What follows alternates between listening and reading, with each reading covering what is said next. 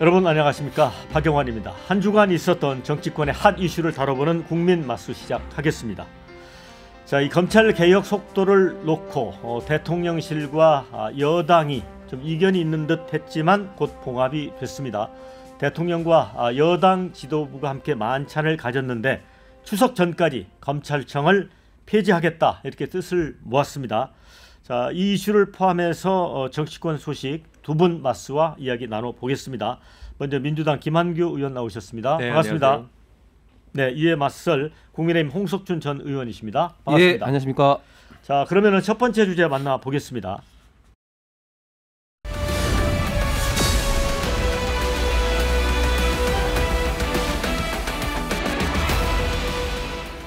네, 자, 검찰 개혁과 관련해서 대통령이 이 졸속 우려를 또 언급해서 이와 관련해서 이제 김민석 총리도 또 비슷한 그 언급을 했기 때문에 조금 속도를 조절할 것 같다는 느낌이 있는데, 이제 대통령이 여당 지도부와 만찬 과정에서 또 원래대로 속도로 간다, 이렇게 정해진 것 같습니다.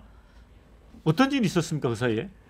사실 이견이 컸던 부분은 예. 아니었습니다. 그러니까 검경 수사권을 분리한다, 이런 기본적인 대원칙에 대해서는 동의가 됐었던 건데요. 이제 구체적으로 처리할 법안들이 많아서 과연 이런 법안들을 추석 전에 다 처리할 수 있느냐, 당에서 준비를 했습니다만, 아니면 일단 대원칙만 국민들한테 보이고 세부적인 것들은 9월, 10월, 11월 정기국회 동안 심도 있게 논의를 할 거냐, 이런 논의가 있었는데요. 결국 의견이 모아졌습니다. 하나는 이 정부조직법에 법무부 산하에 검찰청을 두도록 돼 있기 때문에 요 조항만 우선 바꾼다. 그러면 검찰개혁의 의지는 명확하게 천명을 하고 그에 따라서 세부적으로 고쳐야 될 검찰청법 등 후속 법령들은 충분히 검토를 거쳐서 그 이후에 처리한다 라는 방향으로 대통령과 저희 당 지도부가 의견을 모은 상태입니다. 홍 의원님께서는 어떻게 보세요? 예, 속도를 약간 좀 늦추는 듯 했다가 이렇게 다시 또 원래 속도로 돌아간 거? 아니요, 완전히 늦췄죠. 왜냐하면 그 정청래 대표 같은 경우 어떤 이야기를 했습니까?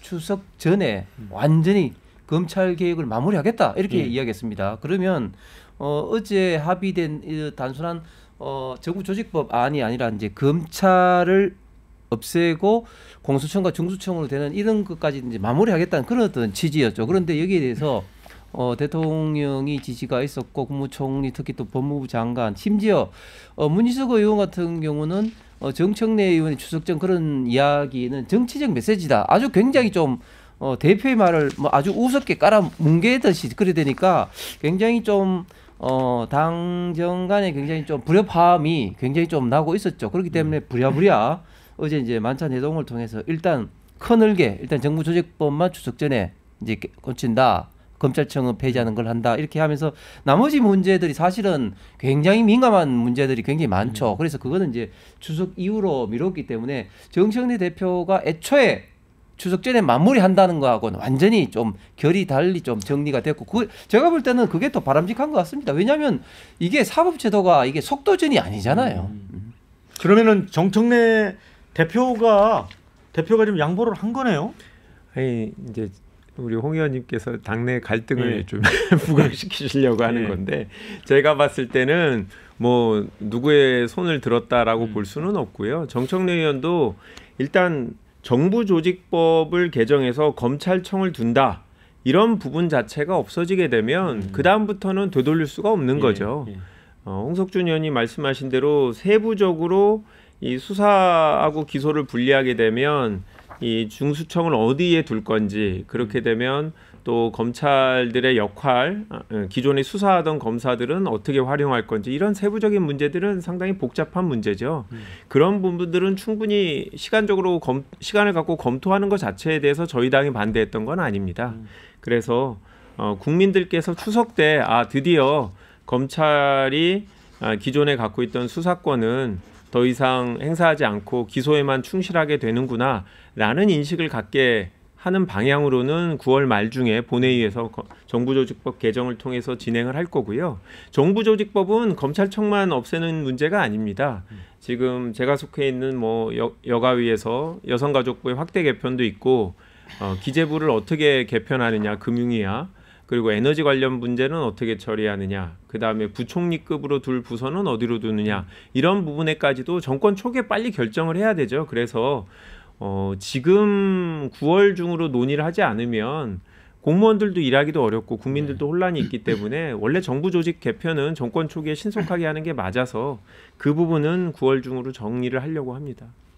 국민의힘은 이제 검찰 개혁 법안에 대해서 법치 붕괴, 서막이다, 검찰 개혁이 아니라 검찰 장악 시도다, 이렇게 좀 주장을 하고 있는데 어떤 이유에서 그런 겁니까? 그 좀 전에 우리 김한교 네. 의원께서 말씀하신 정부 조직법 당연히 빨리 해야 됩니다. 그런데 지금 언론이나 국민들에게는 이런 어떤 정부 조직법 개편보다는 검찰청 폐지 여부가 굉장히 좀 관심을 굉장히 많이 받고 있는 것이죠. 자, 우리가 사법 제도를 이제 할 때 과거부터 지금 현재 개편된 어떤 결과 평가를 한번 냉정하게 바라봐야 되는데요. 민주당 정권 하에서 크게 보면 지금까지 한 3단계 개편이 있었습니다. 1단계 검경수사권 조정이 있었고요. 그다음에 공수처가 생겼습니다. 네. 그다음에 검수완박이 있었습니다. 자, 여기에 대해서 평가를 해보면 제가 21대 구체적인 어떤 자료를 가지고 봤는데요. 예를 들면 검경수사권 조정만 하더라도 1차 수사 종결권이 경찰에게 있다 보니까 굉장히 사건 처리가 늦어진다. 제가 기존 서울경찰청과 주요 경찰청 통계를 보니까 거의 30% 이상이 늦어졌습니다. 그러니까 무슨 말인가 하면 10일 걸릴 게 13일 걸린다는 거죠. 평균적으로. 자, 공수처가 생기니까 또 어떻습니까? 지난번 우리 내란 관련돼서도 과연 있느냐 없느냐 굉장히 권한 간의 관계 때문에 굉장히 좀 혼란스러웠습니다. 검수완박도 마찬가지고 특히 김명수 대법원장 체제에 제가 이제 자료를 이제 보니까 형사 민사 평균적으로 다 58%, 60% 그러니까 100일 걸게 160일 이렇게 늦어지고 있습니다. 최근에 언론에서 큰 대형 사기라든지 이런 게 수사가 안 이루어지고 있다. 이런 어떤 보도도 지금 나오고 있는데, 자, 최근에 사법제도 개편이 굉장히 사실은 제가 말한 한 가지가 굉장히 중요한 것인데 굉장히 빨리 지금 진행이 되고 있습니다. 그리고 평가는 그렇게 좋은 평가를 받지 못하고 있습니다. 그런데 지금 이 검찰 개혁이라는 미명으로 이제 공소청과 이제 중수청으로 이제 분리가 되면은 굉장히 이런 어떤 수사 일선에서는 혼란이 있을 수밖에 없다. 그리고 그런 어떤 법률적 어떤 불안정과 사법 체계의 어떤 불안정의 피해는 고스란히 국민들에게 있을 수밖에 없다. 그런 점 우려가 큰 것이죠. 그래서 이제 정치 검찰 뭐 논란도 있기 때문에 이제 국민들이 이 검찰 개혁에 이제 동조하면서도 우리 홍 의원님 말씀대로 이제 보통 시민의 입장에서 이 개혁이 오히려 좀 그 도움이 돼야 될 텐데 그 반대로 갈 수도 있는 거잖아요. 네, 지금 상황이 좀 어정쩡한 상황이라고 봅니다. 경찰이 수사권을 갖고 있는데 검찰이 기소를 하기 위해서 필요하면 수사를 다시 요청해서 보완 수사를 요구하고 이러다 보니까 양 기관 간에 과거의 권한을 염두에 두고 있다가 그런 변호인이라든지 아니면 그런 국민들은 혼란스러울 수는 있는데 이미 지금 몇 년 동안 많이 정착이 됐습니다. 일반 형사사건 같은 경우에는 경찰이 수사하고 검찰은 법률적으로 기소만 담당하는 역할에 벌써 빠르게 적응이 돼 있고 다만 특수수사라든지 몇 개 수사 범죄 관련해서 자꾸 핑퐁이 생기거나 하는 문제들이 있어서 아예 명확하게 수사하고 기소가 분리되면 당분간은 당연히 과도기이기 때문에 기존의 시스템에 익숙했던 분들은 불편한 부분도 있겠습니다만 오히려 장기적으로는 경찰이 신속하게 책임지고 수사를 하게 되고 검찰이 기소를 담당하게 되지 않을까 싶은데요. 지금은 어떻게 보면 양쪽 당의 의견들을 서로 고려해서 약간 중간지대에 타협책을 만들어 놓다 보니까 오히려 국민들한테 혼란을 초래한 것 같아서 이번 기회에 깔끔하게 정리를 하자라는 게 저희 당의 입장입니다. 네. 자, 이런 와중에 이 건진법사 이제 전성배 씨 집에서 발견된 현금 5천만 원, 요 이제 돈다발에 둘러쳐져 있던 관봉권의 띠지 이제 스티커가 분실되는 사건이 있었습니다. 그런데 이제 남부지검이 이제 4월에야 또 이걸 인지를 했다고 해요. 그래서 검찰이 증거를 인멸한 거 아니냐. 이제 민주당에서는 또 그렇게 생각하는 것 같습니다. 홍석준 의원님, 네. 또 이런 측면에서 보면 검찰이 뭔가 좀 의심받은 일을 하기 때문에 해체돼야 된다. 여기 좀 당위성을 실어주는 부분도 있지 않아요? 그런 논리로 따지면은 뭐 빈대잡으려다가 초사가 태우는 것이죠. 이런 문제가 뭐 비단 검찰에만 있겠습니까? 경찰은 훨씬 더 많을 겁니다. 물론 감봉권의 띠지를 분실한 것은 명백히 네. 잘못된 것이고 여기에 대해서는 정성 법무부 장관도 대검에 감찰을 지시한 만큼 그 결과는 드러나겠죠. 그럼에도 불구하고 이런 이유를 들어서 검찰청을 폐지해야 된다? 저는 그런 어떤 논리는 전혀 맞지 않는다. 그리고 실질적으로 이 문제를 들어가게 되면 지금 현재 검찰청의 검사 수가 한 2,200명 정도 되는데 공소 유지를 담당하는 검사가 지금 현재 한 350명 됩니다. 네. 자, 그래 되면 과연 지금 있는 검찰청에 있는 2,200명의 검사들은 어떻게 될 것인가? 공수처로만 이 사람들이 가게 되면 사실은 할 일이 사실상 없는 거죠. 왜? 350명을 지금 2,200명이 하는 어떤 그런 꼴이 되니까요. 그 다음에 중수청으로 가기에는 중수청은 검사는 없고 수사관만 있기 때문에 지금 현직 직급보다도 이계급 강등하기 때문에 그렇게 갈 사람이 없는 것이죠. 그러니까 현실적으로 봤을 때 이런 검찰청에 현재 소속된 검사들을 어떻게 배치를 할 거냐 이런 문제가 굉장히 심각한 문제고 또 검찰의 수사력이라는 것은 지난 수십 년 동안 쌓아온 어떤 경험, 노하우 이런 것들이 굉장히 역할이 크기 때문에 대형 금융 어떤 사건이라든지 이런 부분에 대해서는 사실은 경찰의 수사력과는 비교할 수 없는 그런 역량이 있는 겁니다. 그런데 이런 것들을 하루아침에 없애게 되면은 그러면은 누가 좋아지는 거냐? 결국은 이제 이 사기범들만 이제 좋아지게 되겠죠. 그렇지 않아도 지금 이제 전 세계적으로 가상화폐라든지 신종 금융 사기도 굉장히 지금 이제 많이 지고 있는데 과연 이런 문제를 어떻게 대처할 것인지 이 국제 사기꾼들에게는 우리 대한민국이 자칫 잘못하면 천국이 되는 그런 꼴이 되지 않을까 걱정스럽습니다. 아니 그런 사건들은 그런데 이미 경찰이 하고 있습니다. 아시겠지만 특수수사 일부 사건만 검찰이 하고 있고 일반 형사사건 사기범죄 같은 경우는 경찰들이 하고 있는 거죠. 그러니까 이 검경 수사권 조정을 하고 있는다고 그래서 일반 사기범죄 사건에 대한 수사 주체가 바뀌지 않는데 그거는 이제 논점하고 좀 다르다라는 생각이 들고요. 아까 이제 말씀하신 견지법사의 관봉 같은 경우에 명확한 사례죠. 그리고 지금 여러 특검이 수사를 진행하고 있는데 지난 검찰들이 정치적인 이유로 진행하지 않았던 수사들이 새롭게 진행되면서 법원에서 다 구속영장까지 발부되고 있지 않습니까? 그렇다고 하면 범죄 혐의가 분명히 어느 정도 인정되고 있는 건데 이런 사건들을 수사하지 않았다. 그건 분명히 지난 3년 동안 우리 검찰이 정치적인 이유로 편향적인 수사를 하지 않았나라는 의심을 충분히 할 수 있고요. 경찰이 숫자가 더 많아서 문제되는 사례가 더 생길 수는 있겠죠. 그렇지만 경찰이 더 많다라는 거는 저희가 추상적인 그냥 명확한 근거가 아직 없는 겁니다. 앞으로 이런 사건들을 경찰한테 맡겼을 때 과연 경찰에서 부정적인 일이 더 생길 거냐? 그거는 아직 알 수 없는 거고 그거는 통제하는 방법이 필요하다라고 생각하고 그래서 수사하고 기소가 분리되면 수사가 잘못됐다라는 걸 독립적인 기관인 검찰에서 기소하는 과정에서 문제를 찾아내고 기소할 수 없다라고 의견을 개진할 수 있지 않을까. 그래서 견제와 균형이 필요한데 지금은 냉정하게 검찰을 견제할 수 있는 기관이 대한민국에는 없다라고 생각합니다. 자, 지금 이재명 대통령의 국정수행 평가가 이제 지지율 조사죠. 이제 2주 연속 떨어지고 있다는 지금 결과가 나오고 있습니다. 리얼미터 같은 경우에는 이제 51.1%까지 떨어졌고 부정평가가 44.5를 기록합니다.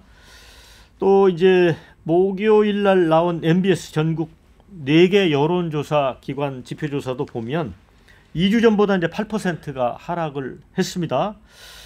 자, 이제 그 분석 결과는 이제 조국 그다음에 윤미향 사면 같은 이슈가 영향을 끼쳤다 이렇게 분석이 되던데 어떻게 보세요, 홍 의원님은?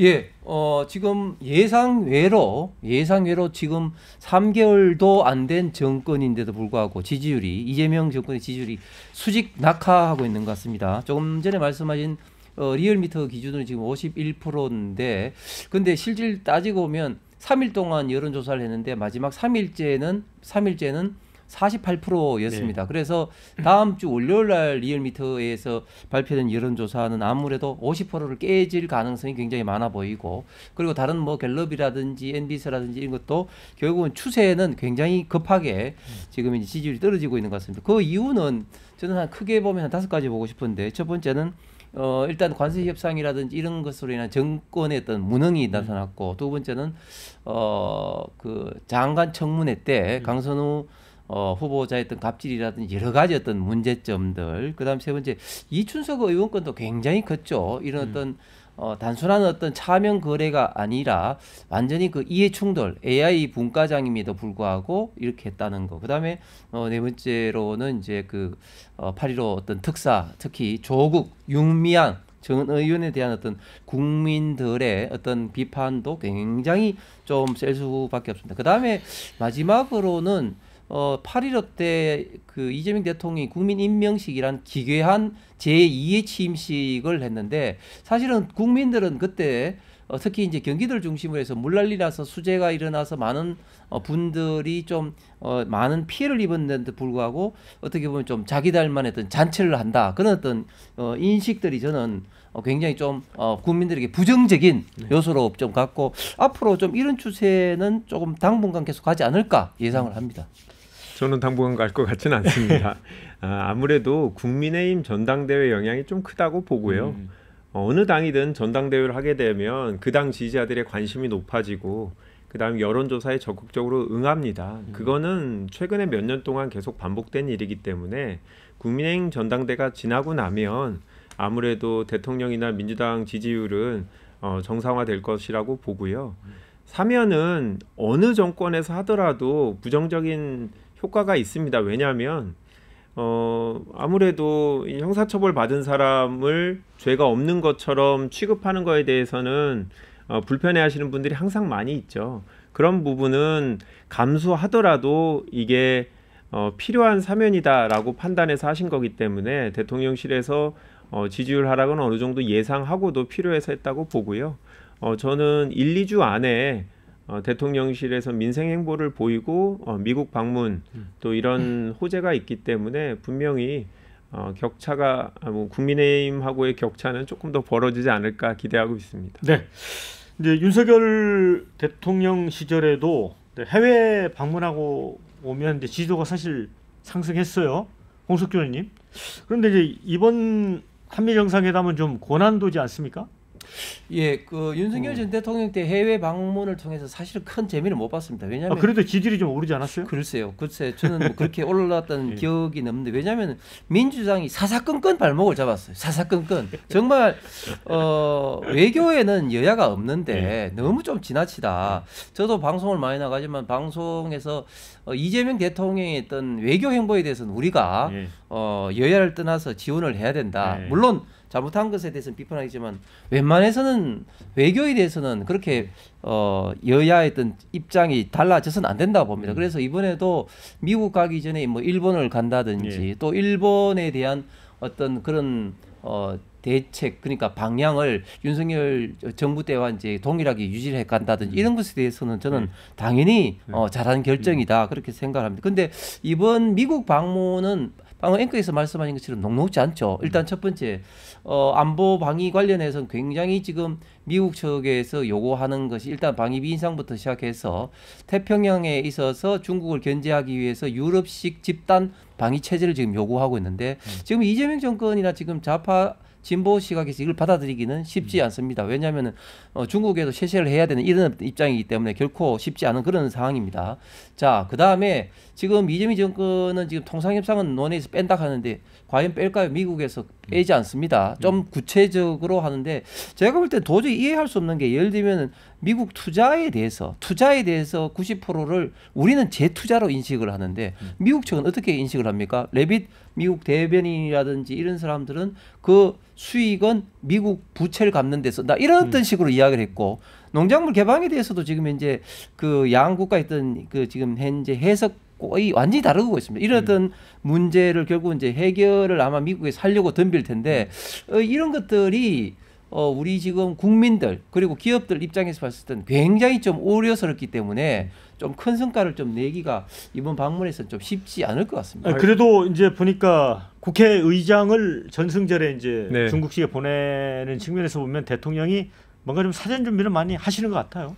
그렇죠. 냉정하게 지금 미국하고의 관계가 제일 중요하죠. 예. 그리고 관세 협상 아까 이제 홍 의원께서도 이제 외국과의 관계는 우리가 여야가 힘을 모아야 된다라고 하시면서도 관세 협상 잘못해갖고 지지율 떨어졌다고 그렇게 말씀하셨는데 말씀하신 대로 어려운 일이죠. 미국하고 협상하는데 세계 어느 나라가 대등한 위치에서 하겠습니까? 억울하더라도 그런 것을 인정할 수밖에 없고 상대방이 원하는 것들을 우리가 먼저 잘 제안하고 우리의 손해를 줄이는 게 미국과의 관계죠. 그래서 제가 봤을 때 대통령실에서 지금 다른 일은 다 뒤로 하고 미국과의 협상에 지금 거의 온 힘을 쏟고 계신 것 같은데요. 뭐 야당에서도 저희가 바이든 날리면 뭐 이런 실수는 하지 않을 테니까 좀 힘을 실어주시면 좋겠다라고 부탁을 드립니다. 네, 자, 두 번째 주제 만나보겠습니다.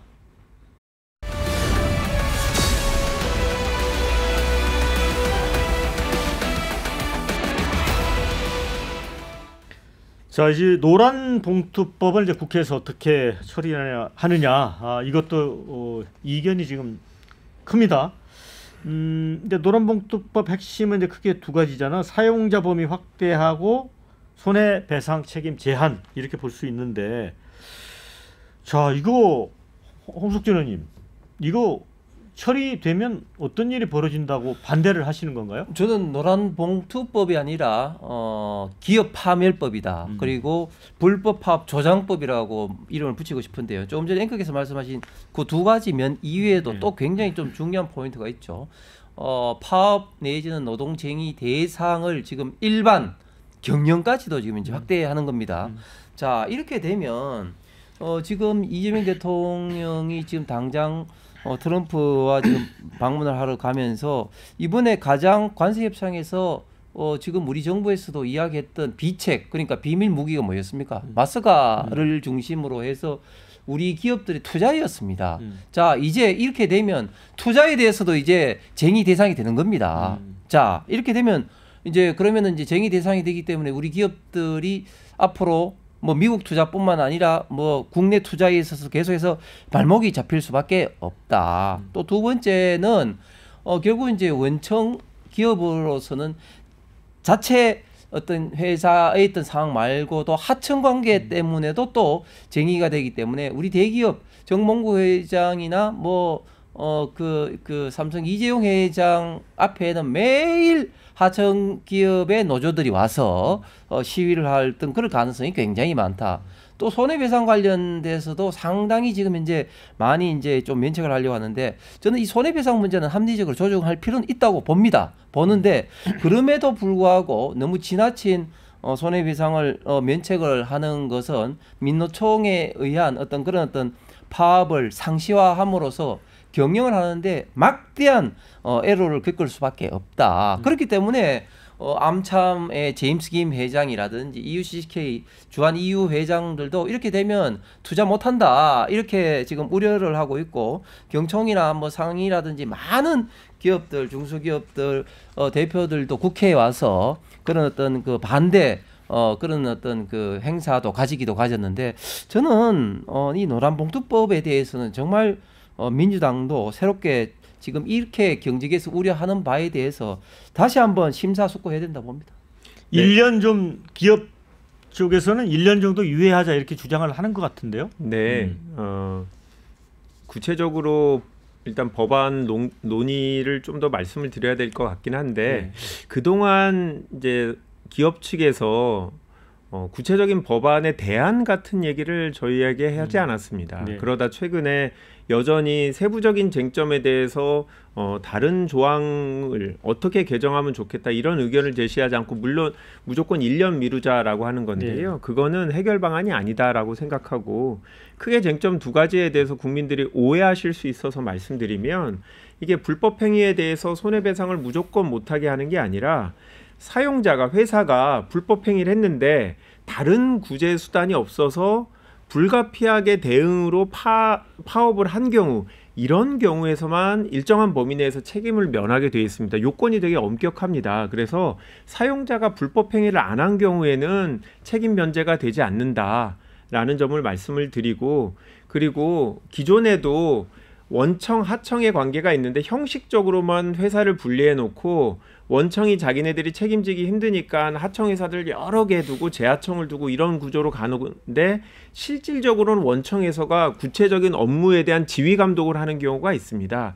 이런 경우에는 대법원 판례도 실질적인 사용자라고 보고 있어서 이런 경우에 한해서 하청업체의 노동자하고 원청업체하고 직접 근로조건 등에 대해서 논의를 하도록 하는 거라서 제가 봤을 때 이 부분은 노동자 그러니까 그 기업들이 주장하는 것처럼 기업들한테 큰 영향을 미치지 않고 이건 하청업체를 불법적으로 실질적으로 지휘 감독하는 이런 업체가 만약에 있다고 하면 영향을 받겠지만 최근에 그런 회사들은 많이 줄어들었다라고 말씀드립니다. 황 의원님 이 부분에 대해서 반박하실 내용 있습니까? 아니 근데 제가 아까 말씀드렸던 이런 어떤 쟁의의 어떤 대상 여부, 경영까지 어떤 뭐 투자라든지 이런까지도 지금 이제 다 포함을 하고 있잖아요. 그런 문제는 또 어떻게 생각하십니까? 그 부분에 대해서는 이 근로조건하고 직접적으로 관련이 있는 경영 행위에 대해서 그런 파업 대상이 되는 거니까요. 완전하게 근로자한테 개인적으로 아무런 영향을 미치지 않는 순수한 경영상의 행위라고 하면 그것까지 파업하는 것으로 용인한다라고 저희는 보고 있지 않고요.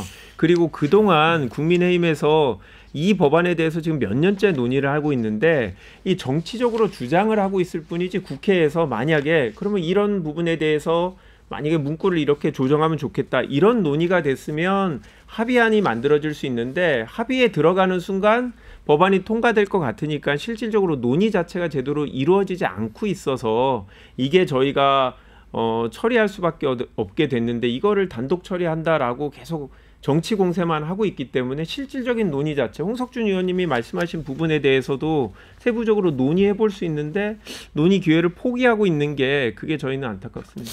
그거는 너무 좀 그 집권 여당으로서 야당이 대안을 제시하지 않는다. 뭐 이런 어떤 이야기는 좀 무책임한 것 같고, 그 김영훈 그 고용부 장관도 그 국회 와서 답변을 노조가 국익을 위해서 뭐 그 미국에 투자하고 이런 것에 대해서는 쟁의 행위를 뭐 안 할 것으로 믿는다 이런 식으로 두리뭉실하게 넘어가고 있단 말이죠. 그런데 실질적으로 노동 현장에서 그런 이슈를 가지고 쟁의를 했을 때는 여기에 대해서 제어할 수단이 없습니다. 그 다음에 또 두 번째 아까 말씀하셨듯이 하청 기업에 대해서 명시적으로 영향을 미치는 그렇게 이야기를 했는데 그런데 그런 판단이 현장에서는 굉장히 어렵단 말이죠. 예를 들면 원청 하청의 관계에 있어서 예를 들면 원청의 모든 어떤 그런 결정들이 하청 기업에 영향을 미칠 수밖에 없죠. 예를 들면 자동차 같은 경우 현대자동차가 부품 관련돼서 예를 들면 어떤 뭐 전기차 생산 라인을 뭐 바꾼다든지 하면 하청 기업에 직접적으로 영향을 미칠 수밖에 없지 않습니까? 그런데 그런 범위까지도 이제 하청업체가 원청 대상으로 이제 행위를 할 수가 있는 것이죠.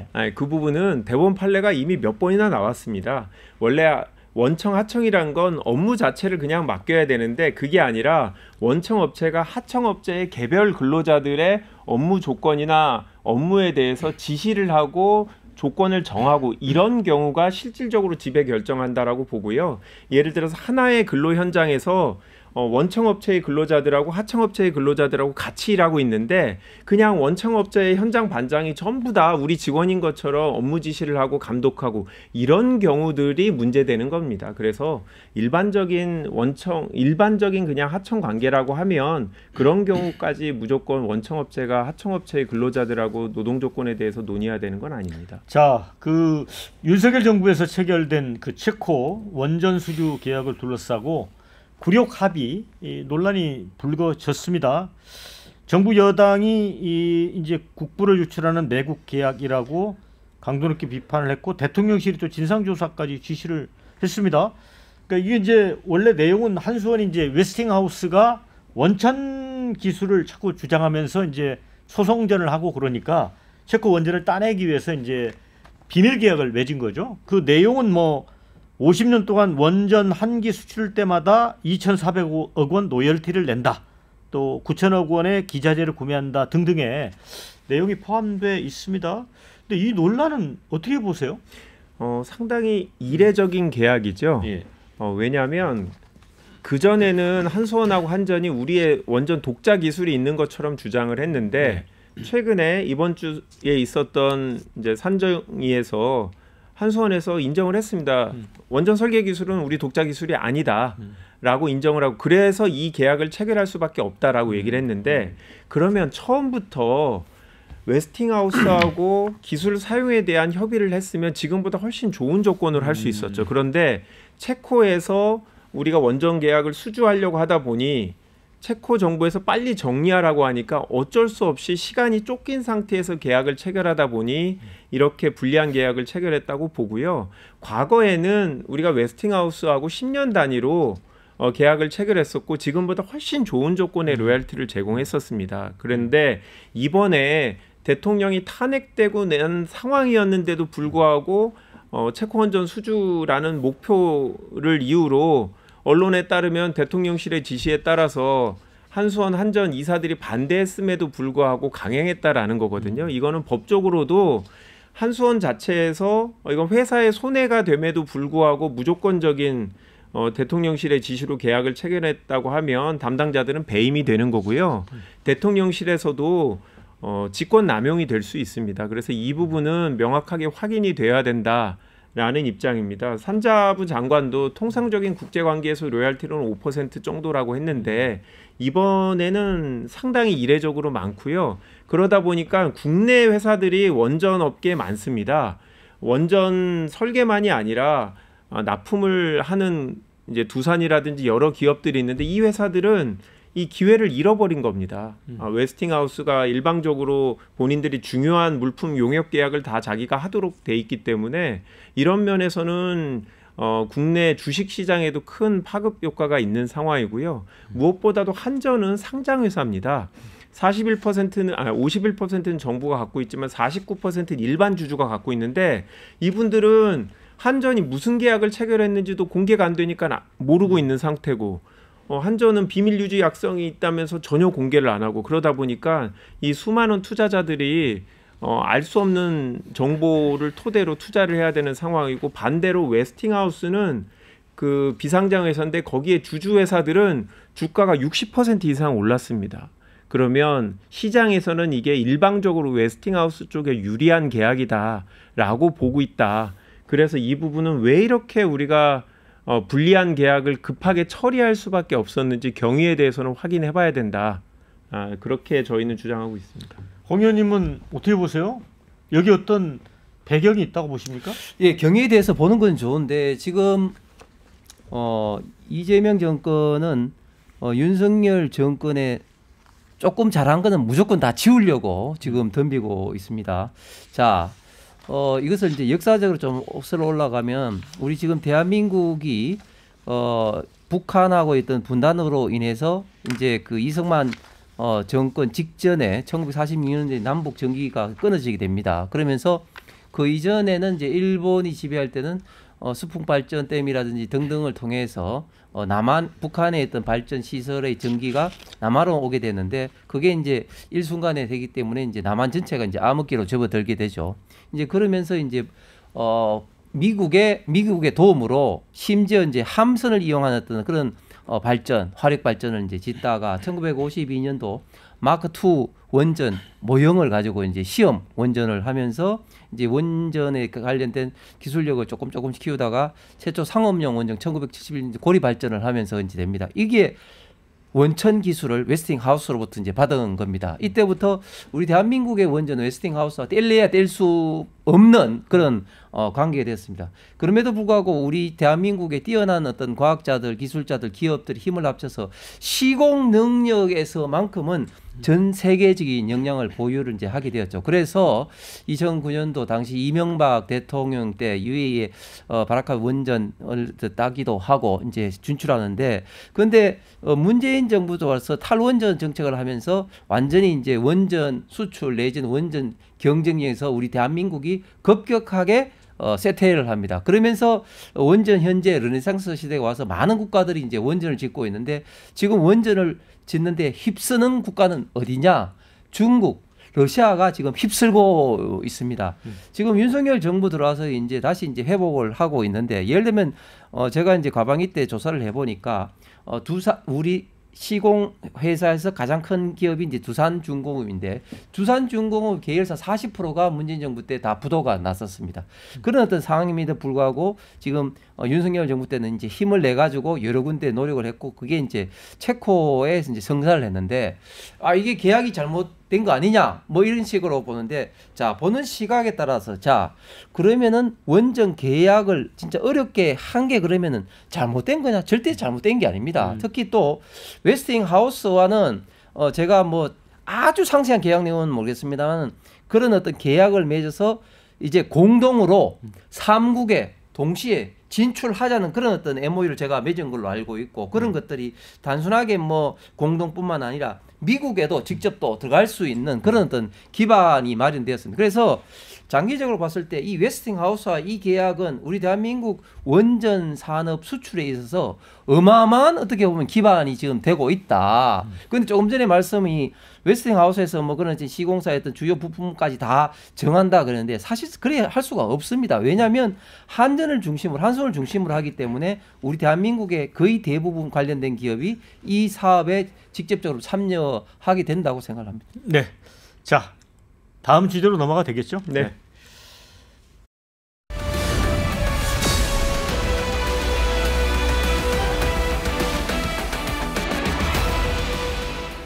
네.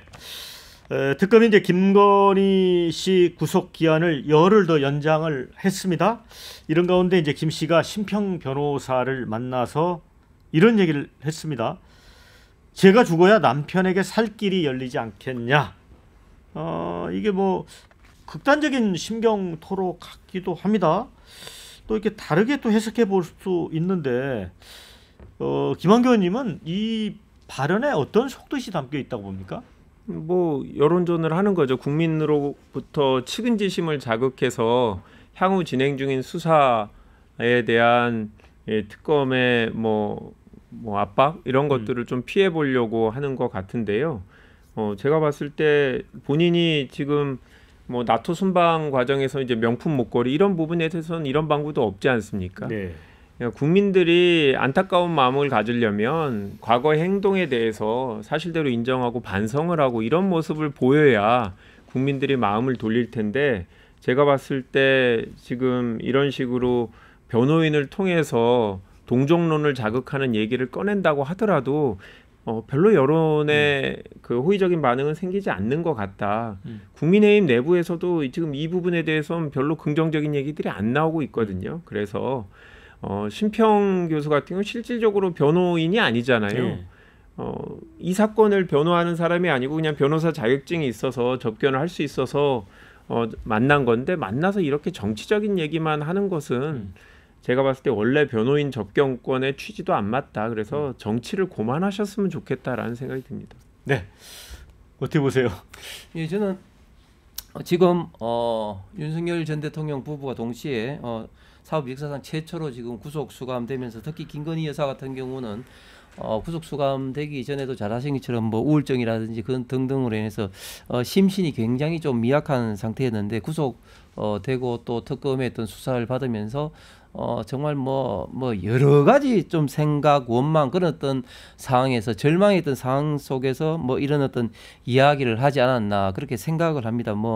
이것을 뭐 여론전이다 이렇게 해석하는 것은 좀 너무 지나친 생각인 것 같고, 뭐 김건희 여사가 이런 어떤 이야기를 뭐 했는 게 뭐 이런 이야기를 좀 외부에 알려주세요. 이렇게 또 이야기를 하진 않았을 거 아닙니까? 신병 변호사가 본인의 어떤 심경을 좀 이야기했을 텐데 그런데 하는 말들이 굉장히 좀 섬뜩하죠. 본인이 죽어야 남편 살 길이 열린 것 같다 이런 식으로 생각하는 자체가 얼마만큼 지금 김건희 여사의 어떤 처한 상황이 좀 절망적이냐 그리고 거기에 대해서 그렇게 생각을 하고 있느냐 이렇게 이제 반정을 하고 있는 것 같은데 저는 물론 이제 뭐 특검을 통해서 이제 뭐 시시비비는 이제 갈라지겠죠. 그럼에도 불구하고 좀 지나친 이런 어떤 특검의 어떤 수사 이런 것들이 글쎄요 이게 역풍으로 다가올 수도 있다. 특히 김건희 여사 같은 경우 이런 식으로 계속해서 좀 구속 기간을 연장을 하고 이런 것들이 우리 국민의 어떤 정서에 결국 저는 많이 좀 반하게 될 수 있는 그런 상황이 올 수도 있다. 그렇기 때문에 너무 이런 부분들을 좀 정치적으로 좀 해석하는 것도 바람직하지 않다고 봅니다. 네, 김건희 여사 관련해서 대통령실의 소위 김건희 라인으로 알려진 이른바 7인방 또 뭐 십상시의 비태 실상시 이런 그 말들이 사실 있었습니다. 뭐 대통령실은 사실 무근이다 이렇게 계속 부인을 해 왔는데 그 특검에서 이제 집사 게이트 핵심 인물 이렇게 조사를 하다 보니까 김건희 씨가 이제 대통령실 보좌진들과 시도 때도 없이 통화했다는 기록이 나왔다고 합니다. 이거 국정농단으로 볼 수도 있는 겁니까? 대통령실의 부속실 직원들하고는 연락할 수 있겠죠. 네네. 대통령 여사 부인도 당연히 뭐 공식적인 행사가 있기 때문에 그런 부분에 대한 논의를 하는 게 아니라 대통령의 업무나 국정 운영에 대해서 구체적인 업무 지시를 했다라고 하면 이거는 당연히 뭐 문제가 될 수 있는 부분인데요. 예를 들어서 최근에 뉴스 나온 걸 보면 대통령실 내부만이 아니라 직접 교육부 차관한테 연락을 해서 본인하고 가까운 모 비서관의 자녀의 뭐 학폭 문제 관련해서 영향력을 행사했기 때문에 뭐 학폭 심의위원회 일정도 미루고 그 다음에 처벌 수위도 되게 경감된 거 아니냐라는 의혹이 제기되고 있죠. 근데 일단 대통령의 부인이 개별적인 공무원한테 연락한다는 것 자체가 과거에 이런 일이 있었을까? 아마 뭐 군사독재 시제에도 영부인이 직접 이런 식으로 나서서 개별적인 업무 지시를 한 경우는 알려진 바가 없거든요. 그래서 이 부분은 김건희 여사가 얼마나 국정 운영에 직접적으로 관여했는지 이 부분에 대해서는 수사를 통해서 한번 확인이 돼야 될 거라고 봅니다. 그러니까 이제 통화 기록상으로는 여러 차례 전화한 게 이제 번호가 찍힌 게 확인이 됐다고 합니다, 홍 의원님. 근데 네. 뭐 어떤 내용을 말했는지는 뭐 알 수는 없는데 이건 어떻게 보세요?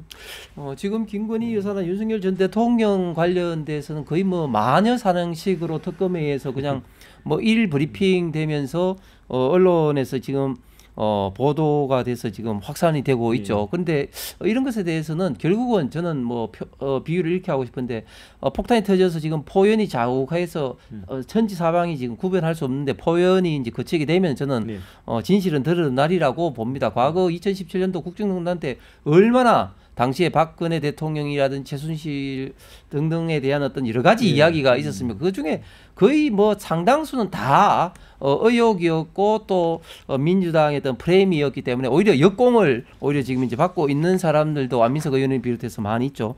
그 김건희 여사 관련해서 예를 들면 뭐 칠상시다 이런 표현은 대단히 좀 부적절한 게 저도 이 관련된 사람을 알고 있는데 대부분 보면 윤석열 전 대통령과의 어떤 그런 인연으로 이제 대통령실에 간 사람들이 이게 뭐 그 당시 영부인이었던 김건희 여사하고 관련된 사람 한 사람도 없었다. 그렇게 저는 알고 있고 그다음에 개별 어떤 사람들과의 통화는 제가 뭐 정확하게는 모르겠습니다만은 그럼에도 불구하고 영부인에서 최소한 어떤 그런 어떤 접촉은 뭐 있을 수밖에 없겠죠. 그래서 뭐 그런 것들은 뭐 현재 어쨌든 지금 특검에서 뭐 거의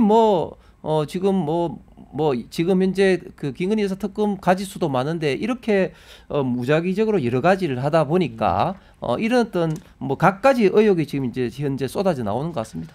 또 지금 내란 특검의 수사를 받고 있는 한덕수 전 국무총리 이분의 이제 운명도 큰 관심사입니다. 김한규님 보니까 이제 본인은 계엄을 적극 만류했다고 주장을 해왔었습니다. 그런데 국무회의 CCTV 영상을 확인해 보니까 적극 만류 정황은 없다 이렇게 돼 있는 것 같아요. 그런데 이 CCTV 정도의 근거를 가지고 구속영장을 청구할 경우에 이게 발부가 될까요? 이분이 국무회의에서 찬성 반대 의견을 냈다라는 이유로 구속되지는 않을 겁니다. 예. 문제는 불법적인 얘기를 해서 도왔느냐, 쿠데타를 도왔느냐라는 건데요. 이분이 이 계엄 선포문이 법률적으로 결함이 있어서 사후에 이런 부분을 작성해서 폐기했다 이런 정황이 있거든요. 이런 부분들은 본인이 직접 작성하진 않았을 테니까 업무 지시를 했으면 다른 공무원들이 증인으로 있겠죠. 그래서 국민들이 오해하시는 건데 국무총리라서 당시에 무조건 수사를 받는 건 부당하지 않냐라는 건데 그게 아닙니다. 불법적인 절차적인 행위를 하는데 관여했냐라는 게 이슈여서 제가 봤을 때 이런 부분이 인정된다면 뭐 지금 이상민, 김용현 두 전직 장관처럼 국무위원으로서 찬성 반대 의견을 세게 내지 않았다는 이유로 구속되는 게 아니라 개별적인 위법 행위를 했기 때문에 구속이 될 수 있는 겁니다. 자, 홍 의원님. 근데 이제 이 한덕수 총리는 국민의힘 대선 후보로 거의 될 뻔했었잖아요. 그런데 이제 예를 들어 구속영장 청구 쪽에 무게를 두고 있다고 하는데 이거 어떻게 보세요? 글쎄요, 뭐 이거는 뭐 특검에서 뭐 수사 사항을 좀 지켜봐야 될 것 같습니다만 저는 앞으로 계속해서 특검이 이제 확산되면서 정치 보복으로 저는 연결될 가능성이 굉장히 많다 이렇게 생각합니다. 그리고 다음에는 결국은 이제 국민의힘 소속 의원들이 되겠죠. 뭐 당장 뭐 당시에 이제 원내대표를 지냈던 추경호 의원을 비롯해서 국민의힘 의원들에도 특검의 칼날이 결국 이제 올 수밖에 없을 텐데 지금 현재 특검의 어떤 속성상 지금 현재 120명이 되는 어떤 검사들 그리고 수사관까지 포함하면 577명이라는 초매머더 특검으로 구성되어 있기 때문에 이 사람들은 주어진 시간에 뭐라도 지금 이제 건수를 잡으려고 지금 하고 있고 그런 것들이 상당히 좀 과속한 그리고 좀 도가 넘는 어떤 그런 어떤 사안까지도 잡아서 기소를 뭐 유무죄를 떠나서 기소를 할 가능성은 많게 보이기 때문에 국민의힘 의원들과 많은 이 관련된 분들이 지금 현재 뭐 초긴장 속에 있고 그런 것들이 결국은 저는 뭐 앞으로 여름 가을 정국까지 계속 이어지리라고 생각합니다. 네. 자, 이제 마지막 질문을 두 분께 드릴 텐데 한 1분 정도로 짧게 좀 답변을 해주십시오. 지금 이제 이른바 윤석열 전 대통령 이제 구치소 안에서 속옷 버티기 이렇게 이제 언론이 이제 명명을 했는데 이런 사건이 있었잖아요. 이제 바디캠으로 뭐 그 상황이 찍혔다는 얘기도 있고 그런데 지금 민주당이 국민의 알 권리 이걸 내세워서 이제 CCTV 영상을 공개하는 방안을 적극 추진하고 있는 것 같습니다. 하나요?